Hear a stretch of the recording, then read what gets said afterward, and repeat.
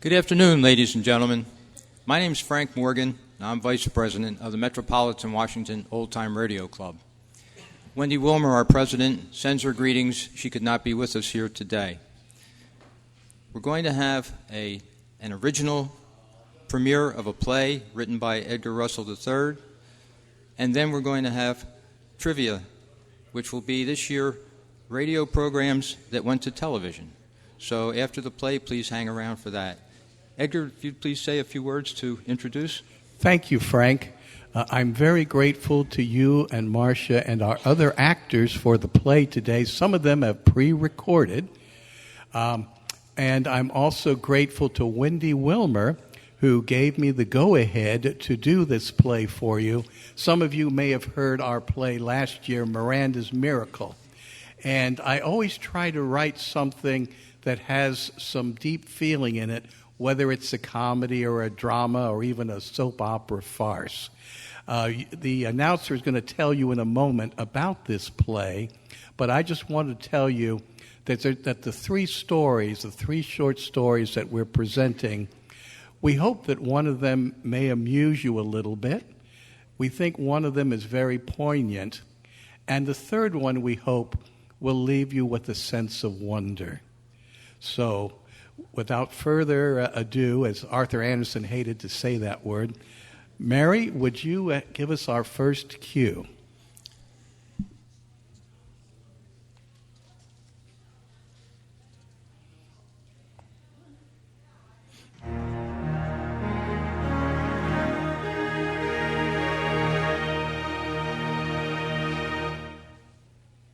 Hello, ladies and gentlemen. Today, for our world premiere original play, we've selected 3 short tales, which have a number of things in common. But I'm only going to mention 3 of them. All 3 are written and directed by Edgar Russell III. All 3 involve the unexpected return of an individual, and all 3 take place at midnight. Hence, we call our show 3 at Midnight. Here's the first, which is adapted from Edgar's play, Monologue for Beatrice Wood. And now, our narrator. Picture, if you will, only the ghost light is shining on stage in a medium-sized old theater in Paris. Off stage, a white-haired writer-director in a gray suit sits in the middle of the 4th row, making changes to his script. The set reflects a combination living room, art studio, and bedroom, which is decorated with the reproductions of Beatrice Wood's own imaginative watercolors, primitive-styled pottery, art books and magazines from the Dadaist period of the early 20th century, and framed photographs of her numerous friends and lovers through her many decades of life. She will soon materialize on stage and speak directly to the man who remains seated off stage.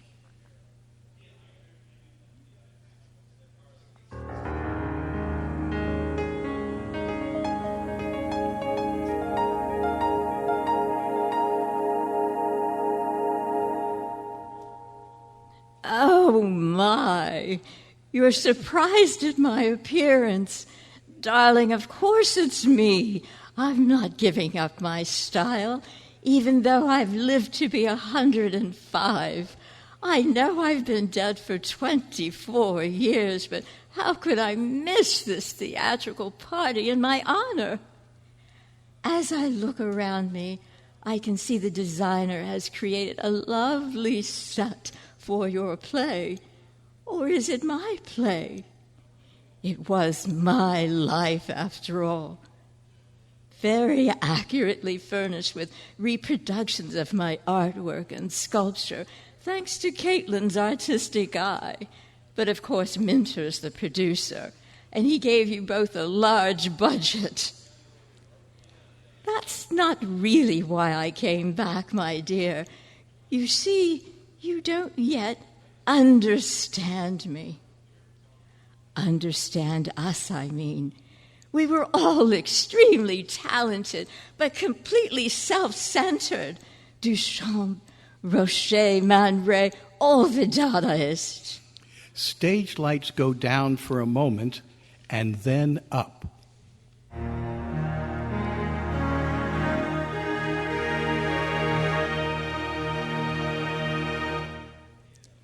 Do you like me better now at age 56? Coco Chanel designed this amethyst dress personally.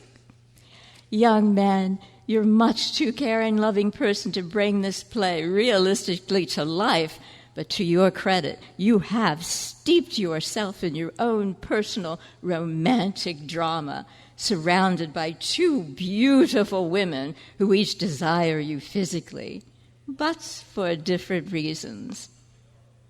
Why are you hesitating, my love? Sleep with them both at the same time, if possible. That's what we all did.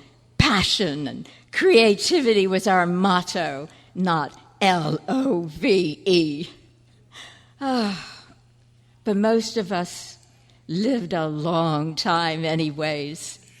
The lights go down once more and then up.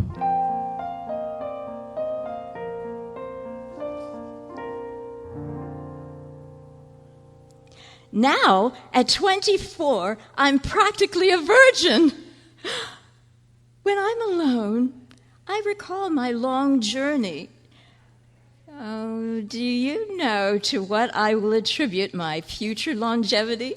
Oh, chocolate and young men like you, dear boy. Oh, come, I'll prepare dinner wearing just my apron. Then you and I will make love passionately, and in the morning, we'll write about that experience.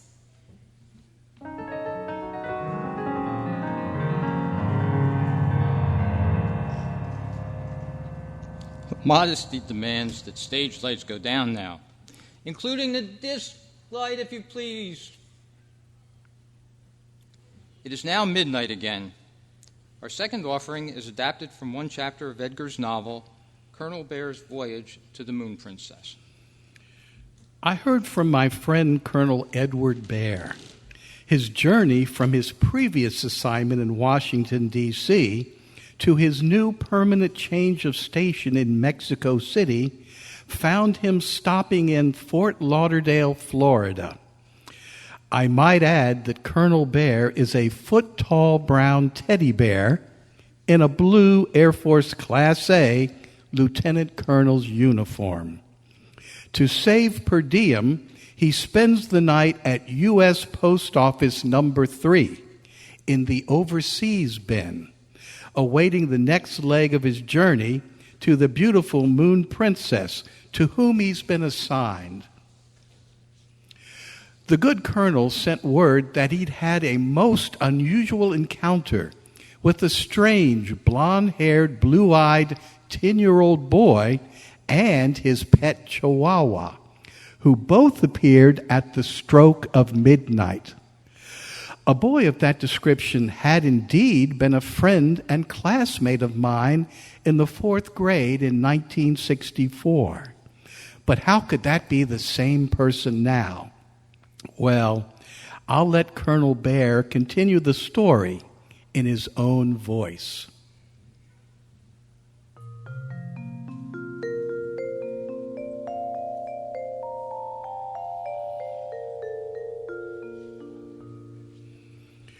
It's been a long day traveling in a large mail sack, being jostled by bulky wrapped packages, many, many letters, and untold advertising circulars. I'm looking forward to getting some shut-eye in the bin, because I know the postal employees will return dark 30 to get me on my way. I'm thinking of the reception I may expect when I report for attaché duty to Her Highness the Moon Princess. I'm about to close my eyes when I begin hearing a strange sound. What's that? Drumming? Is that a chihuahua? Who's there? Identify yourself. Hey, Daddy-O, it's me, Roy Masters, and my dog Peppy. It's after hours, and civilians are not allowed in the post office until it opens at 8 a.m. How did you get in? I wanted to speak with you, Colonel Bear. Have we met, young man? No, sir, but I'm a buddy of Edward Relief. Oh, yes, the retired officer I met at the Fort Myers Shopette, who has arranged for my reassignment from there to, well, pleased to make your acquaintance, Roy, and Peppy, but I still don't understand. You see, in the 4th grade, Edward was a friend of mine, maybe my best friend, so I felt real bad when I accidentally broke one of his 45 RPM records, The Battle of the New Orleans by Johnny Horton. I told my mom what happened, so she decided to get him the whole album of Johnny Horton's greatest hits to make up for my clumsiness. That was very nice of her. Yeah, but that's not the best thing. You see, I had a hip mom. She'd heard of a new English music group, the Beatles, who had just released their first album introducing the Beatles. Oh, yes, I've heard of them a little before my time. Well, Edward and me and his younger brother, Frederick, played the record to death. Edward took up guitar the year before, and I loved playing drums like the Beatles' Ringo Starr. I see, but why are you telling me this? It's important that you understand. Edward and I dug the Beatles so much that we decided to wear Beatle wigs and put on a show for Miss Lockery's 4th grade class at Sidwell Friends School. Just you two? Weren't there 4 fellows in the Beatles? That's why we got 2 other classmates. Carter, who already had a bowl-styled haircut like the Fab Four, and I always forget the 4th guy. Was it Peter? Or was it Greg? I don't blame you for forgetting. That was 56 years ago. We played 2 songs that day. The first was I Want to Hold Your Hand. Edward played guitar. I played the Skins, and all 4 of us sang. I can't remember the other song, but I know it had to come out of Edward's Beatle book of recorded hits with their 4 cool individual photos on a glossy black background. Nothing wrong with that part of your memory. So how was your performance? It was neat. We were a big hit with the 4th graders. Congratulations, Roy. Now tell me, did you and Edward and the other boys keep on playing music together? Wish we had. You see, my mom was divorced, so the next year she decided to move my younger sister Janie and me to Fort Lauderdale.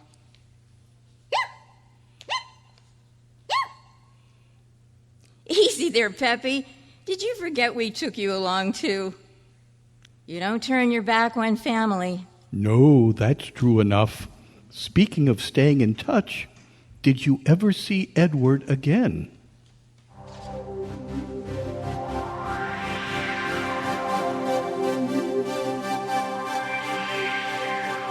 See here now. Where did Roy go? Who are you? It's silly. It's me. I've turned 18 now. This is all very irregular, most unmilitary. Why? That's because I saw Edward just one more time. As a senior in high school, I came up to visit. We weren't the same kids we had been. Edward didn't say anything, but I could see that he wasn't feeling groovy about me. Why do you think that, Roy? Edward was always a straight shooter, and I told him I'd started messing with drugs, even getting into, well, after that visit, I don't think we ever spoke again. I'm sorry that happened. But you know something cool? Edward never forgot me.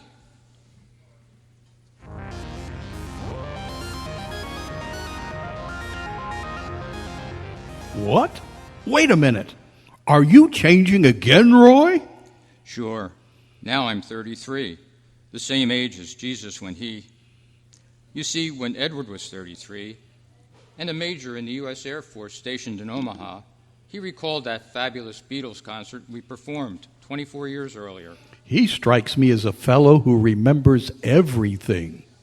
Edward's a real groovy artist, too. He made this crazy sculpture. He said it was an assemblage that recalled that happy day we pretended we were John, Paul, George, and Ringo, shaking our hair. I believe I've seen that piece in his home, but it didn't seem happy to me. You don't dig the vibes, man. At the bottom of the sculpture is a Xerox of Edward's closed eyes remembering. Above that, inside a wooden box, are figures of John, Paul, and George playing guitars. Yes, but it's most strange on the top, because as Ringo plays his drums, the 6 tiny plastic figures of girls surrounding him all face away from Ringo. I meant to ask Edward about that. After Edward completed the whole thing, Frederick eyeballed it and told him that instead of being joyful, it was pretty somber. Yes, it is. But that title painted on the front. He was going to call it Shrine to a 33-year-old's Memories. Yes, I read that part of the title, but there's more. Somehow Edward knew his sculpture wasn't finished, but he didn't know why. Do you know why, Roy? Yes. The week Edward designed and built it, I died in a Florida hotel room, alone. Oh, as he worked on it, Edward must have unconsciously sensed your death. It was only after my mom reached out to him with the news that he understood why his creation was so serious. That's why the final title is Shrine to a 33-year-old's Memories, in memory of Roy Masters. Yes, and Edward shared his vision. He submitted it to the Joslin Art Museum's Biennial 20, which has a 12-state art competition. New York art dealer Holly Solomon juried 1,100 pieces and selected 73 for the show and singled Edward out for special recognition. I'll bet people who saw it were touched by the emotion. Edward's mom and dad and Frederick came to Omaha to see the show. Then he mailed copies of the catalog to my mom and sister. And he even sent a copy to my dad, too, in Colorado. Edward told me all 3 wrote him back, expressing how much it meant to them.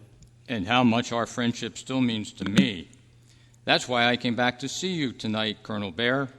Please let Edward know I'm not suffering anymore and that I'm at peace in... Of course I will, Roy. Thank you. Thank you for this. I know your words will comfort Edward.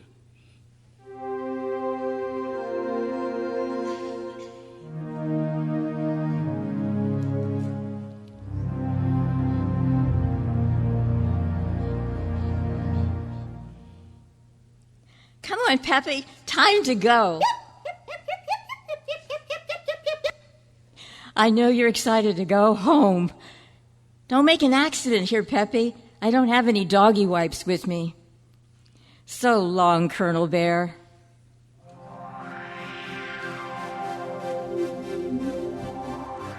Roy?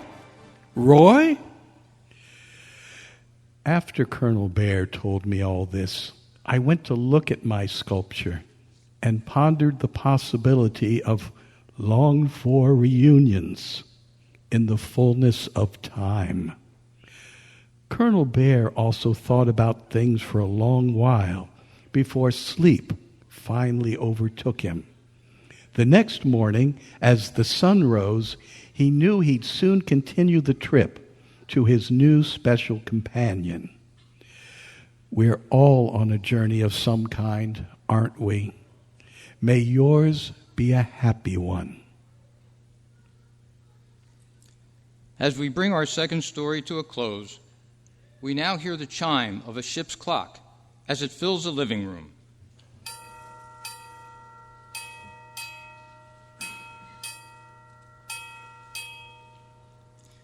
The 8 bells means that midnight has come once again, as our narrator begins our third and final story, which is adapted from Edgar's poem entitled, How Will We Say Goodbye?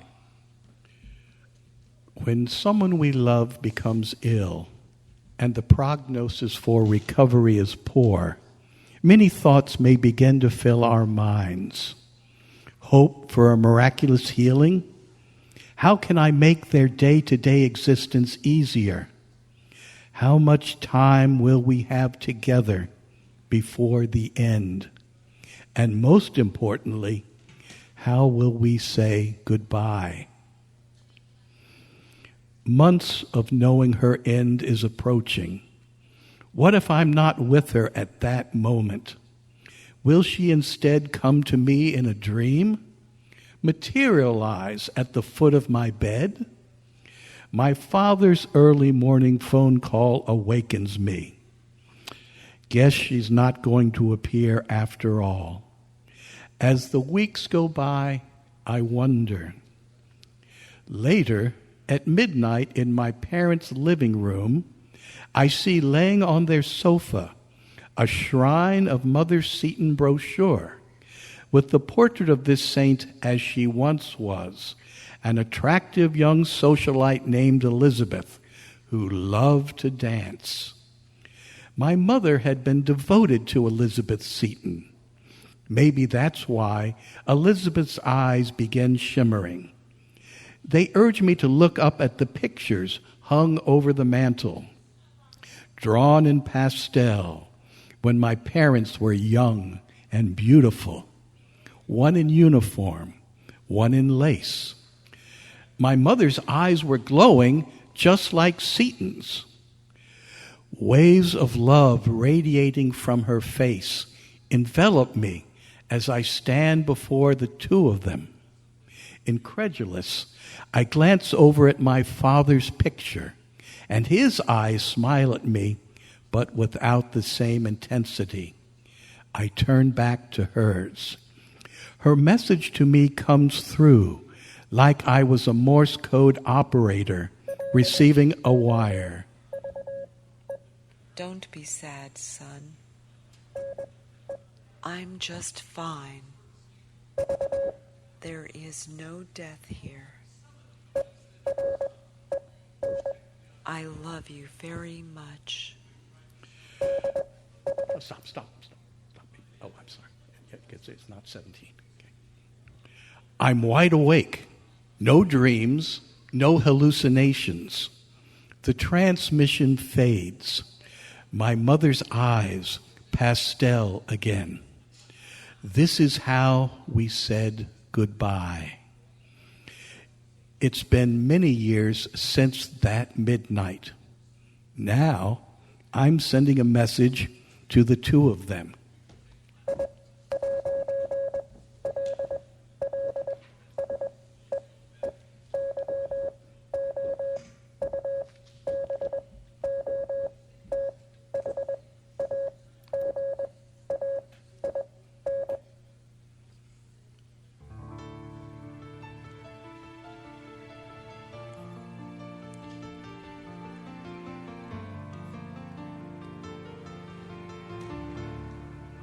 You have been listening to a newly written show entitled 3 at Midnight.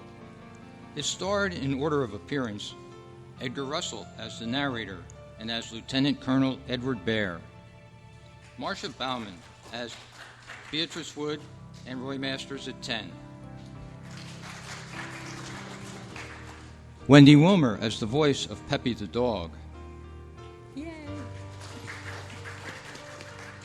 Frank Morgan as Roy Masters at 18 and at 33, and Cynthia McDowell as the voice of the mother. Sound effects were created by Marcia and Mark Bush. Music was composed and performed by Tom Saputo, who also mastered our sound.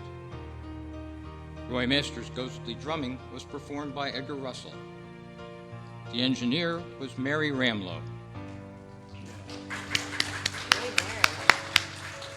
The show was written, produced, and directed by Edgar Farr Russell III and is copyrighted 2022 by him. Broadcast or performance by anyone else without written permission is expressly prohibited.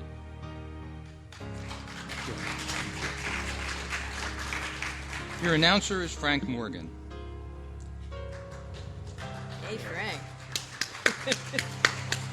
Now, please stay tuned for the Russell Brothers production of Beatles or Bust, an engaging comedy set in 1964's Washington, D.C., which features two young brothers who will do almost anything to see the Beatles in their first U.S. concert.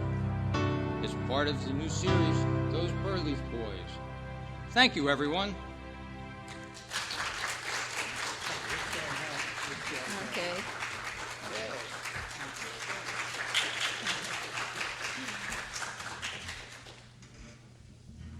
All right, I'm going to call on Dennis Roman now to come up and give me a hand because we're going to do some trivia. As I said, it's radio that went to television.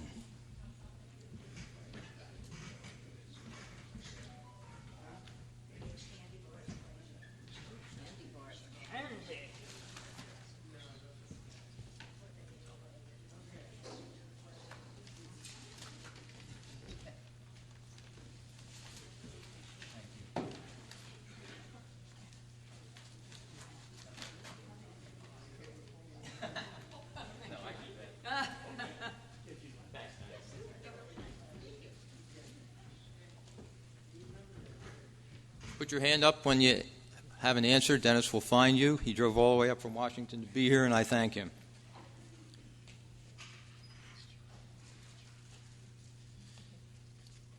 All right. First question. He began his career as a comic book hero in 1938, then quickly went to radio for more than a decade. He came to television in 1951 and was there for several years. Who was he? Well, okay. Superman, but Bud Collyer works. Okay.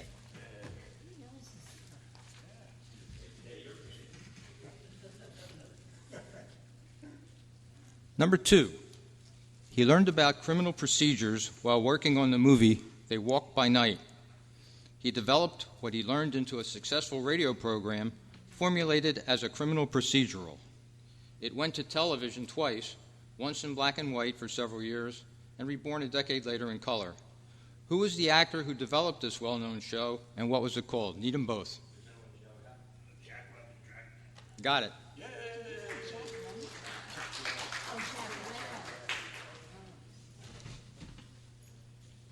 All right.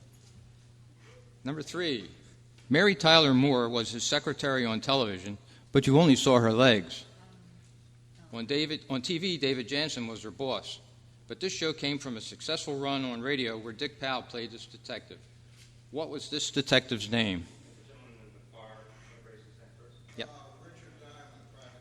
You got it. Thank you.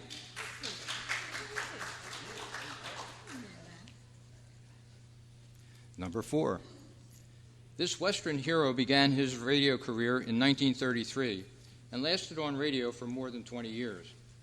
In 1948, he was brought to television. He captured all of the men who killed his friends in Bryant's Gap. Who was the Western hero? Lone Ranger? Yep, that's right. It was the Lone Ranger? Number 5.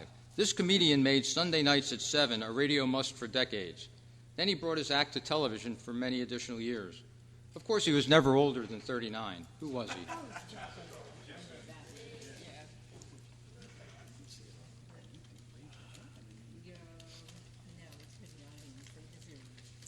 6. This program was popular on radio for more than 20 years. It was so popular that some movie theaters would pipe the show in for its audience before showing the evening's feature. It made the move to television and was popular, but lasted only 2 seasons due to criticism that it was racially insensitive.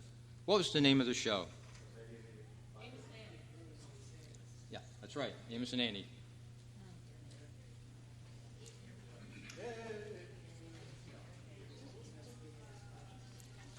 Number 7. This quiz program was hosted by one of a successful group of brothers that had made their name in a series of motion pictures. After a successful time on radio, the show moved to television, where it was also successful. You couldn't win all that much money, so it helped if you knew the secret word. What was the name of the show? You got it.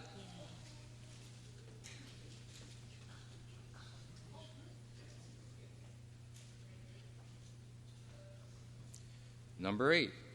Another quiz show that started on radio required people to answer questions, and if their answer was wrong, required them to do stunts.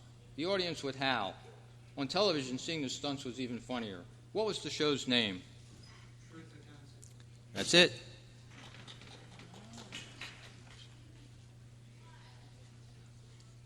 Number 9. This actor was one of the stars of Alfred Hitchcock's movie Lifeboat. On radio, he was a transplanted Brooklynite working in a California aircraft factory. He held the same job when the show went to television. Who was the actor? You got it.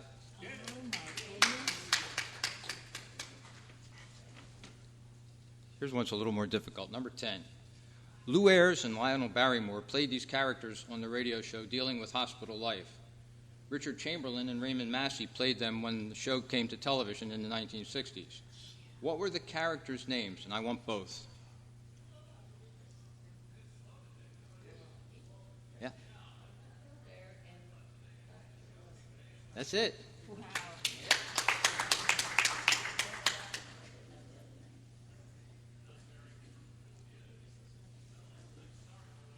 Number 11. This couple got their chance on radio when their boss was drafted into the Army during World War II. The show was an immediate hit. When the show went to television, their sons were a part of the show. One became a teenage idol. What was this couple's name? That's right. Number 12. This colorfully named character began his crime-fighting days on radio in the late 1930s and continued to fight well into the 1950s. It took until the mid-1960s before he brought The Flight of the Bumblebee to television. Who was he? Yep.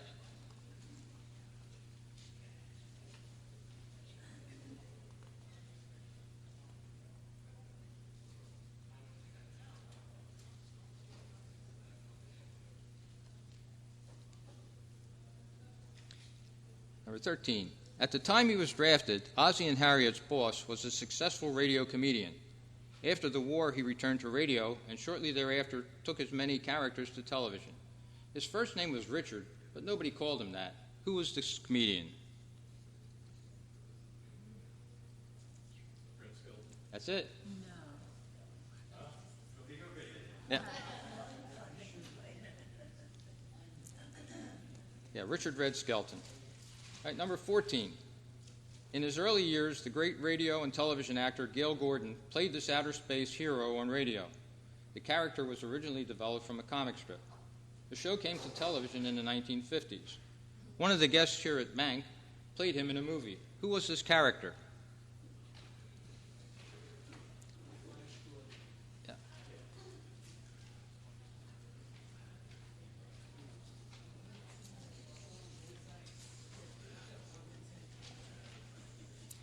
Gale Gordon is better known for his radio and television role as a high school principal. What was the name of the show, and who is the female star on radio and television? I need both. Yes.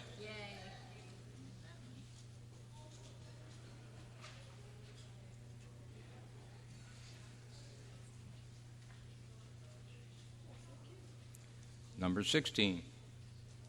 This married couple was successful for decades on radio. In 1940, she ran for president on the House Party ticket.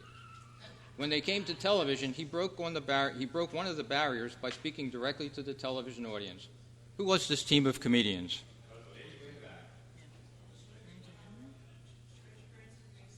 Yes. Did you say the surprise party? House Party. You're right, it was a surprise party. I apologize. Thank you for the correction. Give him a bar too, Dennis. Do we have a bar for him? Give that gentleman a bar too. Corrections are always welcome. Do you have enough? Do we have enough, Frank? We'll only do 19 questions as opposed to 20. Uh-oh. Has he answered another one? Okay. We'll give you a chance right now. Number 17. Popular music was always a part of radio. Each week, this show presented the most popular songs of the week. It came to television and did the same thing, long before Casey was counting them down. What was the name of this program? There you go. You got it.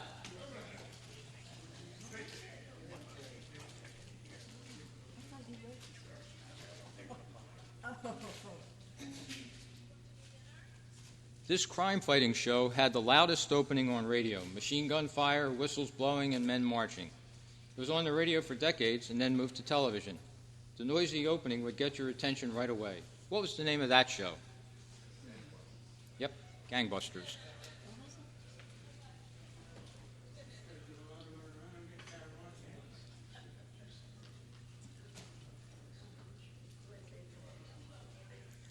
Number 19. This soap opera began on radio in 1939 and ran until 1956. It moved to television in 1952 and ran for a remarkable 57 years on television. What was the name of this soap? You got it. Guiding Light.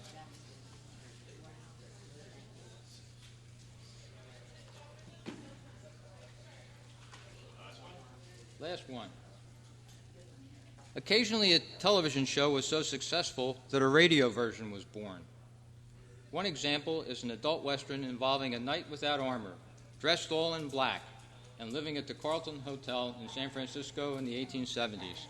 What was that show?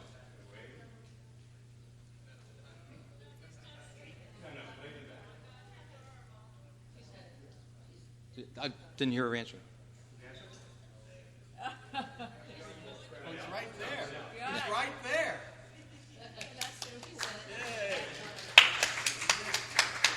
Have gun will travel. Yeah. Paladin's here with us today.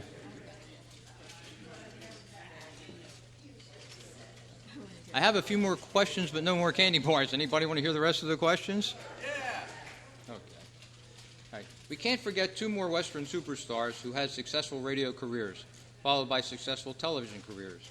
They were known as the Singing Cowboy and the King of the Cowboys. Who were they?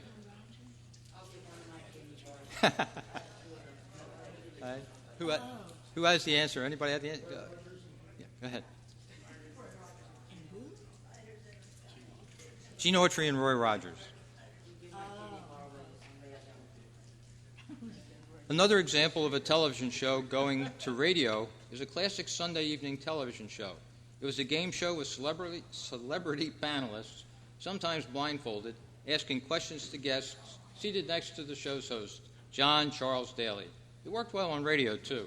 What was this show? That's it? This one may be one of the more difficult ones we'll see. The final example of a crossover from television to radio is a comedy. It involved a business executive named Vern Albright and the antics of his daughter who lived with him. The show was named for the daughter. What was the name of the show? Yeah, you got it. All right, the last one's easy, but I'm going to give it to you anyhow. A World War II combat pilot played the lead on this radio western. When it went to television, he wanted but didn't get the part. It went to an actor recommended for the part by John Wayne. The television show lasted 20 years, during which it spent a lot of time as number one show on television. What was this show? Got it. Everybody, thank you very much. I hope you enjoyed the show. I hope you enjoyed the quiz. And for anyone who's interested, I do have some flyers about the Metropolitan Washington Old Time Radio Club with an application on the reverse. So I'll put them on the stage. If anybody wants to come up and get one, we're welcome to have you join us. You can check in, and you can also look at our website and view on YouTube our programs. Just go to MWOTRC.com.